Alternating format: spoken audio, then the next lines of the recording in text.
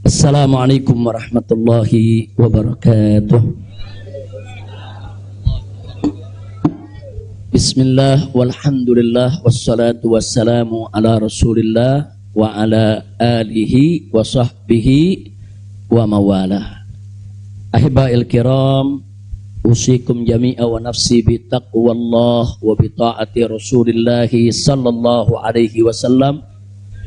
Fa nas'alallah subhanahu wa ta'ala an yahdiyana ila siratihil mustaqim wa yaj'alana minal muttaqin wa yudkhilana jannatahu jannatan na'im, amin ya rabbal alamin. Segala puji kita panjatkan bagi Allah Jalla Jalaluh. Saya bersyukur sekali kepada Allah, sangat berbahagia pada hari ini akhirnya saya sekeluarga bisa kembali pulang ke rumah. Alhamdulillahirabbil alamin. Dan saya juga mengucapkan terima kasih secara khusus kepada pengurus Dewan Pimpinan Luar Negeri Front Pembela Islam Saudi Arabia. Beberapa pengurusnya ikut dengan saya pada hari ini. Mereka ikut mengawal dari Mekah, Jeddah sampai ke tempat ini.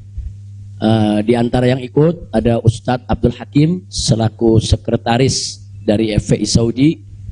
Kemudian ada juga Ustadz Son Haji, Ustadz Jazuli, Ustadz Ehsan. Kemudian juga ada Habib Abdullah Maulad Dawilah. Ditambah lagi Habib Abu Bakar Mugebel. Jumlah semua kami berangkat dari sana ada 18 orang. Alhamdulillah semua dimudahkan. Kita doakan mereka-mereka yang telah dengan setia menemani kita, membantu kita sehingga semua urusan menjadi lancar. Jazakumullahu khairal jaza. Nah, baiklah ya ikhwan. Yang pertama ingin saya sampaikan di sini, saya sekeluarga selama tinggal di kota suci Makkah tidak ada kesulitan apapun. Jadi kita tidak ada kesulitan, kita tidak ada kesusahan. Walaupun ada pihak lain yang mencoba untuk membuat saya sulit, membuat saya susah, tapi alhamdulillah tidak pernah berhasil. Wa yamkuruna wa yamkurullah wallahu khairul makirin. Jadi kalau saya malu sekali kalau saya harus katakan, oh di Mekah ini susah, kita diasingkan, kita dijauhkan. Enggak. Di Mekah nikmat, baladan aminan mubarakan. Kita mendapatkan kenikmatan di Mekah luar biasa. Di sini saya banyak kawan, sampai di Mekah saya dapat kawan juga tidak kalah banyaknya. Di sini kita punya jamaah, sampai di Mekah juga kita punya jamaah. Di sini kita punya pengajian, sampai di Mekah juga kita buka pengajian. Di sini kita punya gerakan dakwah, ternyata di Mekah juga kita buka gerakan dakwah. Jadi artinya nggak ada yang kurang. Bahkan sekali lagi kita katakan di Mekah ini tentu punya kelebihan yang luar biasa untuk ibadah 100.000 kali lipat ganjarannya. Sebetulnya kalau ingat 100.000 kali lipat kayaknya nggak mau pulang ya. Habib 100.000 kali lipat begitu sampai Tamburan satu lagi nilainya. Nah, di Petamburan nilainya 1, kalau di Mekah nilainya 100.000. Laulal wajibat dakwiyah, kalau tidak ada kewajiban dakwah di negeri ini saya tidak akan tinggalkan Mekah. Kita cinta Mekah, Mekah luar biasa, satu negeri yang memang penuh keberkahan. Baladan aminan mubarakat. Jadi sekali lagi selama kita di Mekah, alhamdulillah. Kalaupun ada sedikit tantangan-tantangan, sedikit kesulitan-kesulitan, tapi semua itu bisa atasi dengan mudah ya ikhwan. Nah baiklah. Kemudian yang perlu saya sampaikan juga ya ikhwan, di tempat ini kenapa muncul aneka ragam isyaat, yaitu isu-isu, gosip, rumor dan lain sebagainya. Katanya saya mau ditangkap lah, mau dideportasi lah, kemudian juga overstay lah dan seterusnya. Jadi yang ingin saya sampaikan di sini, ya saya memang overstay pada awalnya. Jadi sebulan sebelum visa saya habis, saya waktu itu mendapat pencekalan, tidak boleh pulang. Nah, tapi pencekalan tersebut bukan karena melanggar aturan, bukan karena melanggar ketentuan keimigrasian, bukan. Jadi kalau ada mengatakan karena ada pelanggaran, ada pidana, bohong, saudara. Itu hoax, bahkan itu fitnah. Jadi saya dicekal li asbabin amniyah. Itu ditulis dalam surat cekalnya. Li asbabin amniyah, karena alasan keamanan. Nah, biasanya kalau alasannya melanggar di situ ditulis mukhalafatun nizam atau at-takhalluf anin nizam. Nah, itu namanya melanggar aturan. Enggak ada. Di dokumen saya tidak ada kalimat at-takhalluf anin nizam atau mukhalafatun qanun, enggak ada. Yang ada adalah li asbabin amniyah, untuk alasan keamanan. Nah, tentunya saya tidak diam, saya terus melakukan lobby dengan pemerintah Saudi, dengan otoritas Saudi. Ini asbabun amniyah yang bagaimana maksudnya, kemudian kenapa saya tidak bisa keluar dan seterusnya. Ini terjadi pembicaraan yang cukup panjang ya ikhwan. Tapi memang mereka sendiri mengaku. Jadi saya ini di sana diperiksa oleh Badan Intelijen Saudi, saya diperiksa oleh Dewan Keamanan Saudi, saudara. Nah, belakangan, saudara, kenapa saya diperiksa? Mereka mendapatkan laporan sampah dari negeri ini ya. Jadi mereka bilang ini zubalah. Nahnu nahsul alal maklumat kadzibah. Kita mendapat informasi yang bohong. Bahkan mereka bilang zubala itu sampah ya kawan. Informasi sampah tentang Anda. Jadi katanya saya ini buronan, melarikan diri, ada persoalan hukum yang saya hadapi. Saya ini katanya red notice. Kemudian ada lagi yang mengatakan kalau saya ini saudara orang politik yang selalu bikin keributan di mana-mana, nanti bahaya untuk keamanan Saudi. Nah, ini laporan-laporan semacam ini, saya tidak mau menuduh siapa yang melapor, si A atau si B atau si C ya ikhwan. Tapi ini ada. Dan ini bukan laporan dari orang biasa. Kalau laporan dari orang biasa, saudara, nggak bakal dihiraukan oleh pemerintah Saudi. Ini tingkat negara. Ini bukan tingkat RT, bukan tingkat RW, ini tingkat negara. Negara Saudi mendapatkan laporan. Berarti yang memberikan laporan ini, saudara, ini tingkat tinggi juga. Nah, tapi ala kulli hal semua kita buktikan. Mereka bilang, apa betul Anda ini punya kasus hukum? Ada 2 kasus hukum, satu di Jakarta, satu di Bandung. Saya katakan kepada mereka, saya tidak punya kasus hukum. Mana buktinya? Saya punya SP3. SP3-nya saya terjemahkan ke dalam bahasa Arab. Kayaknya dalam sejarah nggak pernah ada SP3 diterjemahkan ke dalam bahasa Arab. Sebab kalau saya serahkan SP3, ya tentu kan polisi di sana nggak paham, intelijen di sana nggak paham apa isinya, apa maksudnya. Kita terjemahkan dalam bahasa Arab. Kita buat dokumen resmi, terjemah resmi. Jadi saya katakan, tuduhan apa yang Anda dapat dari pemerintah Indonesia? Oh, Anda ini melarikan diri dari Jakarta karena ada kasus hukum. Saya tunjukkan, ini SP3. Silakan Anda baca. Begitu mereka baca, mereka kaget. Oh, ini kan hukum sudah selesai. Kenapa kok masih dilaporkan Anda tetap bersalah? Jadi pemerintah Saudi sendiri yang menilai ya.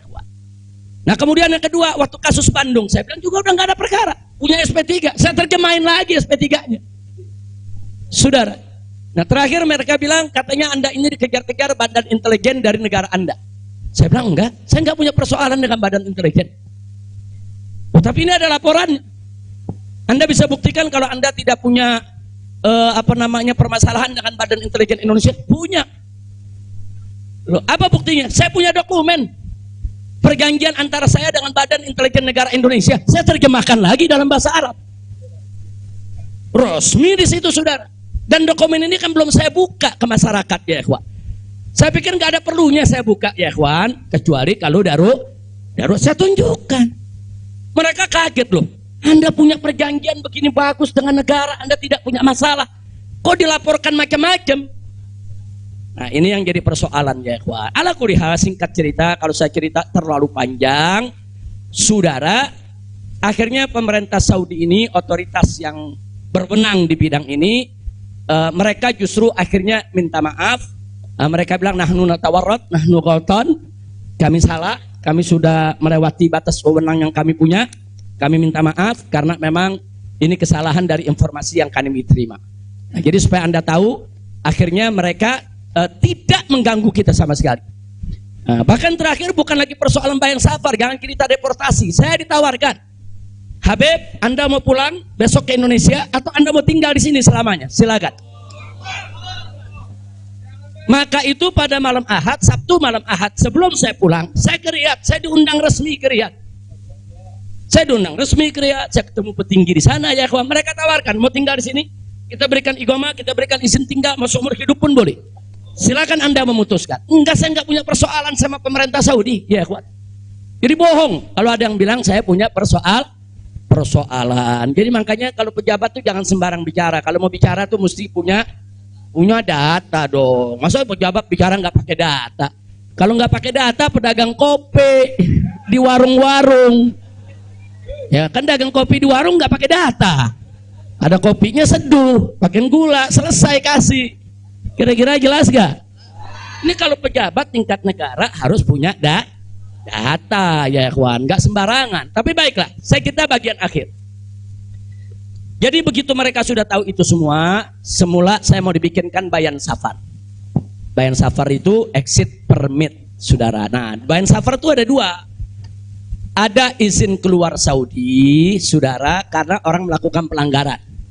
TKI yang melarikan diri dari majikan, atau umpamanya ada tenaga kerja yang melakukan pelanggaran pidana, mencuri, berkelahi, atau membunuh saudara.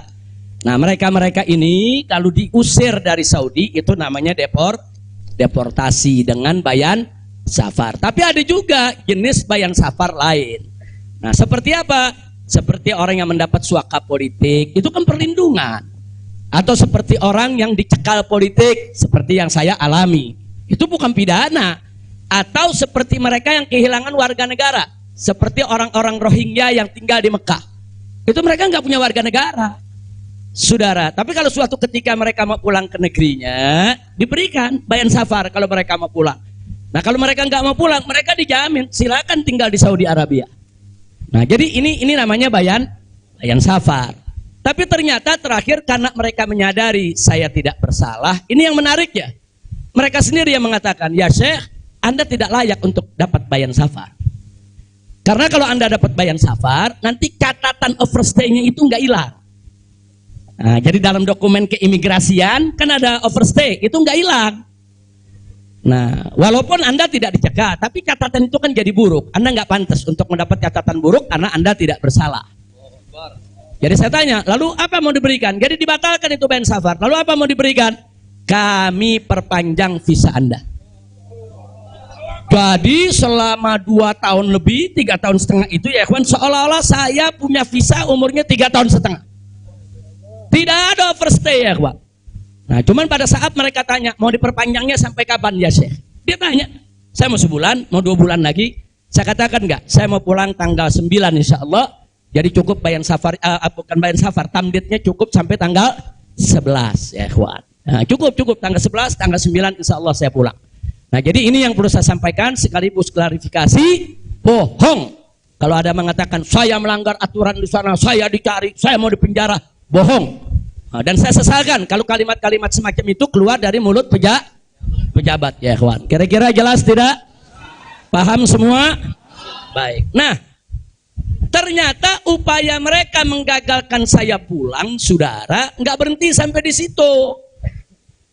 Nah, ada yang menarik, saudara. Saya sudah beli tiket, sudah pesan penerbangan tanggal 9. Tiba-tiba dari Indonesia ini ada yang membuat email atas nama saya. Namanya Habib Muhammad Rizik Syihab.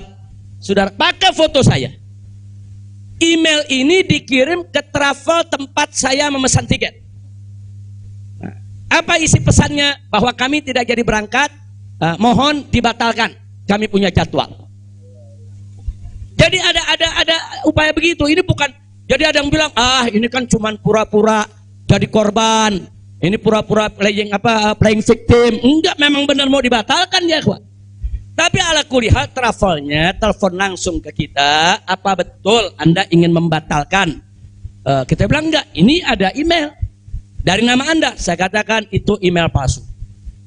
Nah, ala kulli hal tidak dibatalkan. Tapi nggak puas sampai di situ, ya ikhwan. Malam Ahad kemarin, malam Ahad yang lalu, pada saat saya ke Riyadh, ada gerakan lagi. Mereka membuat email atas nama travel. Travel tempat saya beli tiket. Nah, travel ini kan ngambil tiketnya ke bagian marketing Saudi ya ikhwan. Ternyata kursi Saudi itu sudah diborong oleh marketing di Turki, di Istanbul. Jadi dibuatlah email atas nama travel, dikirim ke Istanbul. Minta supaya jadwal saya, istri dan 2 putri saya dibatalkan. Dan dibatalkan. Nah, jadi malam-malam Ahad itu sudah batal. Saya punya jadwal ya ikhwan. Tapi saya katakan kepada teman-teman pengurus FPI di Mekah, jangan diumumkan. Diam, kalau diumumkan ini nanti, kalau ini diumumkan ya ikhwan, padahal kita kan masih punya peluang untuk melawan itu. Kita masih punya peluang untuk memperbaharui. Kita masih punya peluang untuk beli tiket lain. Maka itu kita diam, tidak kita umumkan. Kalau yang pertama kita umumkan. Pembatalan yang pertama itu kita umumkan. Yang kedua tidak kita umumkan. Nah, tujuan saya kedua untuk tidak diumumkan apa? Supaya musuh-musuh, penjahat-penjahat, bajingan-bajingan yang membuat itu sudah merasa menang ya ikhwan. Dia kan merasa menang, ketawa-ketawa, udah batal lo. Besok kalau lo ke airport, begitu masuk ke counter, nama sudah tidak ada. Biarin aja dia senang ya ikhwan, nggak apa-apa, biar dia senang. Jadi sengaja kita biarkan. Nah, kemudian kita hubungi travel yang ada, kita minta untuk ganti kode booking. Nah, ada tambahan biaya, kita tambah biayanya. Tetap kita minta tanggal itu untuk kita dapat kursi. Dan kita dapat. Kita diam ya ikhwan. Kita nggak umumkan kalau kita punya tiket baru.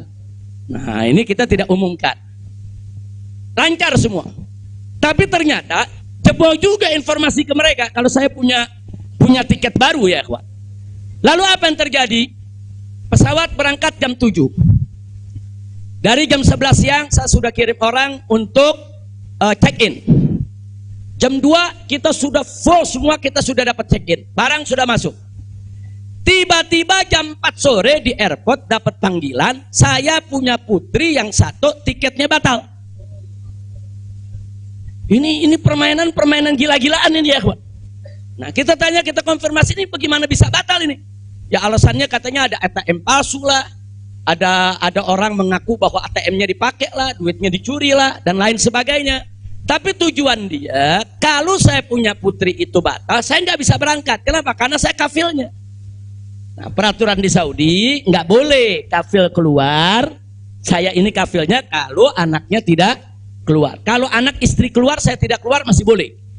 Tapi kalau saya keluar, sementara anak istri tidak keluar, nggak boleh. Itu peraturan di Saudi.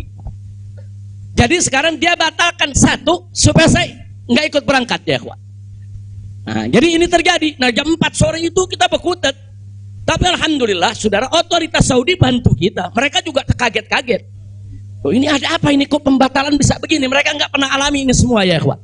Nah, akhirnya jam 5 sore semua bisa teratasi. Jam 6 sore kita sudah masuk ke ruang tunggu dan jam 7 kita sudah bisa berangkat. Alhamdulillah. Nah, di sini yang saya ingin sampaikan ya ikhwan. Kalau Allah sudah menentukan kita pulang, mau kekuatan apapun yang mencoba untuk menghalangi tidak akan pernah mampu untuk melawan kehendak Allah. Alhamdulillah. Dan Nabi sudah mengingatkan kita, saudara. Sudah mengingatkan kita dari jauh-jauh hari, hatta manusia dan jin ini bersatu untuk memberikan manfaat kepada engkau, tidak akan pernah bisa kecuali manfaat yang sudah ditetapkan oleh Allah. Begitu juga saudara, manusia dan jin rame-rame bersatu untuk mencelakakanmu. Saudara, tidak akan pernah kamu bisa celaka kecuali sesuatu yang sudah ditetapkan oleh Allah. Maka itu saya mengajak semua di sini belajar dari ini semua. Saudara, dekatkan diri kepada Allah, tingkatkan tawakal kita, jangan takut dengan orang-orang yang ingin berbuat jahat kepada kita semua. Enggak usah khawatir. Wa yamkuruna wa yamkurullah wallahu khairul. Makin tancapkan dalam diri kita la haula wala quwwata illa billahil aliyil azim. Tancapkan itu ya kawan. Jangan pernah takut. Nah, buktinya akhirnya kita bisa pulang. Alhamdulillah. Hada min fadli rabbi liyabluwani ashkur am akfur ya ikhwan. Dan memang kemarin itu pada saat saya ke imigrasi Saudi, mereka juga bingung. Karena ini bukan urusan imigrasi, tapi ini otoritas keamanan nasional Saudi. Mereka bilang nggak pernah ada orang pakai bisa ziarah orang asing, bisa hidup 3,5 tahun di Saudi tanpa denda, tanpa blacklist. Nah ini semua karunia dari Allah. Jadi tidak benar kalau kita di sana kesulitan, kesusahan, nggak. Kita di sana senang, kita di sana bahagia. Bahkan sedih sekali kita tinggalkan Mekah kalau tidak ada kewajiban dakwah di sini. Sekali lagi saya katakan, saya tidak ingin meninggalkan Mekah. Di Mekah semua Allah ganti, lebih indah yang Allah ganti ya kawan. Saya di sana rezeki mengalir terus, makan, minum semua serba berkecukupan, dikit Allah tidak kurangi. Bahkan apa yang kita dapatkan di sana jauh lebih nikmat, lebih berkah ketimbang sebelum saya ke kota suci Makkah. Jadi sekali lagi, alhamdulillah. Kalau kita berjuang di jalan Allah, percayalah Allah tidak akan pernah meninggalkan kita. Enggak, Allah enggak bakal tinggalin kita ya kawan. Dimanapun kita berada, Allah enggak bakal tinggalkan kita. Kalau kita berjuang untuk Allah, intan surullah yansurkum. Jika kamu ya ayyuhalladzina amanu, hai orang-orang yang beriman, intan surullah, jika kamu memenangkan Allah, membela Allah, berjuang untuk Allah, yansurkum, niscaya pasti Allah akan memenangkan kamu sekalian. Jadi jangan takut. Allah dengan caranya Allah punya kemauan ya. Allah akan selamatkan kita, Allah akan lindungi kita, Allah akan beri keberkahan kepada kita. Dan selama di Mekah, alhamdulillah, saya juga sudah menyelesaikan yaitu disertasi doktor saya sebanyak 1000 halaman ya kawan. Dalam bahasa Arab, alhamdulillah semua berkah. Dan saya punya putri juga yang tinggal di Mekah, akhirnya punya kesempatan menghafal Al-Quran. Yang akhirnya mereka sudah lebih dari 10 juz hafal Al-Quran. Ini semua yang di sini kita nggak dapat, di Mekah kita dapat. Alhamdulillah, setiap tahun kita bisa melaksanakan ibadah haji, setiap minggu kita bisa melaksanakan ibadah umroh, kita bisa iktikaf di masjid bebas. Saya bisa ke Madinah, ke Jeddah, ke Taif, ziarah kemana-mana tempat, tidak pernah dilarang oleh otoritas Saudi. Jadi sekali lagi saya tandaskan, kalau ada mengatakan di sana saya nih kriminal, melanggar hukum, berurusan dengan hukum Saudi, bohong. Nah begitu sekali lagi lewat forum ini saya ingin sampaikan terima kasih kepada pemerintah Saudi. Saya sampaikan terima kasih kepada pemerintah Saudi dan apresiasi yang tinggi, di mana selama keberadaan saya 3,5 tahun di sana, mereka telah memperlakukan saya secara baik. Kemudian mereka telah memberikan segala kemudahan. Jazahumullahu khairal jaza. Ya kita yang baik kita apresiasi, yang tidak baik kita kritisi. Nah, jadi kalau ada mengatakan Habib kok terima kasihnya sama pemerintah Saudi aja, pemerintah Indonesia bagaimana? Ya baik dulu dong. Kalau baik nanti kita terima kasih. Kira-kira betul gak? Betul gak? Kalau pemerintah baik wajib gak terima kasih? Wajib kita apresiasi. Kok Habib belum terima kasih? Ya belum baik. Tunggu baik dulu. Kalau baik kita terima kasih. Kayak kemarin Pak Mahfud mengumumkan yang mau jemput silakan. Nah baik gak tuh? Kita terima kasih. Terima kasih Pak Mahfud. Umat akhirnya diizinkan untuk menjemput. Alhamdulillah. Tapi pada saat Pak Mahfud bilang Habib Rizik ini deportasi kriminal, itu baik apa enggak? Enggak terima kasih. Jadi kita objektif aja. Yang baik kita terima kasih, yang enggak baik kita luruskan. Insya Allah. Nah ini yang saya mau sampaikan semua. Jadi tenang-tenang saja, biarkan nanti beri kesempatan saya supaya istirahat dulu. Ya ikhwan, insya Allah nanti kita dakwah lagi, kita keliling lagi, bikin pengajian lagi. Mudah-mudahan Allah subhanahu wa ta'ala memudahkan segala urusan kita. Jadi di sini saya mau tandaskan sebelum saya akhiri, sekali lagi kita yang ada di sini, habaib ulama, sekali lagi kita bukan musuh pemerintah, kita bukan musuh negara, kita bukan musuh tentara, kita bukan musuh polisi, kita musuh kezaliman, kita musuh kecurangan, kita musuh kemunafikan, kita musuh segala kejahatan. Betul? Betul? Nggak ada kompromi saudara. Melawan kezaliman, kemunafikan, kejahatan, tidak ada kompromi. Kalau ada mengatakan Habib Rizik, bisakah ke depan ini kita melakukan rekonsiliasi? Saya katakan sekali lagi, rekonsiliasi hanya bisa berdiri atas dasar niat dan tekad yang baik ya kawan. Tapi kalau rekonsiliasi berdiri atas dasar kecurangan, kezaliman, kejahatan, saudara, tidak mungkin. Tidak ada rekonsiliasi saudara. Tidak ada rekonsiliasi Saudara, kalau kezaliman dibiarkan, kira-kira jelas tidak? Takbir. Nah, jadi selama pemerintah baik, kita akan apresiasi, kita akan terima kasih. Tapi kalau mereka membuat aturan-aturan yang merugikan rakyat, yang merusak agama, saudara, yang menghancurkan akhlak, wajib untuk kita lawan. Tidak boleh kita diam, ya ikhwan. Takbir. Takbir. Siap revolusi akhlak? Shallu ala nabi. Itu yang saya mau sampaikan. Jadi sekali lagi, jadi jangan nanti dipelintir-pelintir. Kita ini musuh negara lah, musuh pemerintah lah, musuh menteri. Enggak ada. Loh, kita enggak bersaing untuk nyari jabatan kok, ya ikhwan. Enggak, kita enggak nyari jabatan. Kita bukan orang partai, kita bukan pejabat, kita bukan anggota DPR. Enggak, kita hanya menginginkan negara ini baik. Nah, ayo kita hijrah minad dzulumati ilan nur. Kita hijrah minal maksiyah ilat ta'ah. Kita hijrah minal khabith ilat thayyib. Kita hijrah dong minas sayyiat ilal hasanat. Kita hijrah, ya ikhwan. Nah, yang ada di sini pun juga wajib melakukan revolusi akhlak. Bagaimana revolusi akhlak? Kalau akhlak kita kemarin kurang baik, ayo kita perbaiki ke depan. Kalau akhlak kita kemarin alhamdulillah sudah baik, ayo kita tingkatkan lagi agar akhlak kita lebih baik. Insya Allah. Ini dengar kata revolusi, wah udah kalang kabut lagi, ya ikhwan. Revolusi. Revolusi itu perubahan drastis. Revolusi itu maknanya perubahan drastis dan mendasar. Nah, jadi kalau perubahan drastis itu kemarin masih tukang bohong, hari ini langsung drastis, dia nggak mau bohong lagi. Nah, itu namanya revolusi.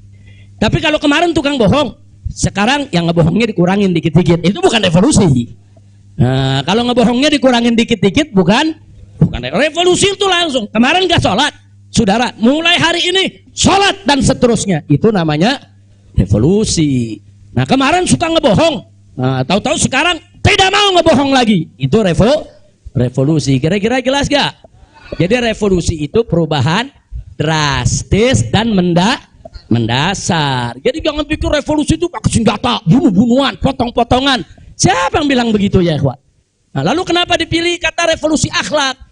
Kenapa bukan revolusi moral, revolusi budi pekerti, revolusi mental? Saudara, karena kata akhlak itulah yang dipakai oleh Nabi kita Muhammad Sallallahu Alaihi Wasallam. Nggak ada kata yang lebih baik kita pilih kecuali kata yang digunakan oleh Nabi Muhammad Sallallahu Alaihi Wasallam. Kalau kita mau tahu siapa itu bapak revolusi akhlak di dunia, ya Nabi kita. Nabi kita itu pejuang revolusi akhlak. Nabi kita itu pahlawan revolusi akhlak. Nabi kita itu saudara yang meletakkan dasar-dasar revolusi akhlak. Sebagaimana Nabi sabdakan dalam hadisnya, innama bu'itsu liutammima makarimal akhlak. Nah, jadi karena Nabi yang menggunakan kata akhlak, ya kita lebih suka pakai istilah akhlak. Kenapa nggak pakai mental? Karena kata mental dipakai sama Karl Marx. Ya, Karl Marx yang pakai, gembongnya komunis, makanya saya nggak mau pakai, ya kawan. Kecuali kalau Nabi pakai kata mental, ya saya pakai mental. Kalau Nabi pakai kata budi pekerti, saya pakai budi pekerti. Nabi pakai kata apa? Akhlak. Berarti kita perlu pakai kata apa? Siapa suri tauladan kita? Siapa contoh kita? Shallu ala nabi. Muhammad sallallahu alaihi wasallam. Kira-kira jelas gak? Paham semua? Alhamdulillah. Saya pikir itu yang bisa saya sampaikan. Terima kasih banyak. Jangan semua diborong di sini. Nah, kan kita masih mau ceramah di mana-mana, insya. Bandung udah main pesen aja, Beb, di Bandung, Beb. Nah, insya Allah nanti kita ke Bandung, kita ke Madura.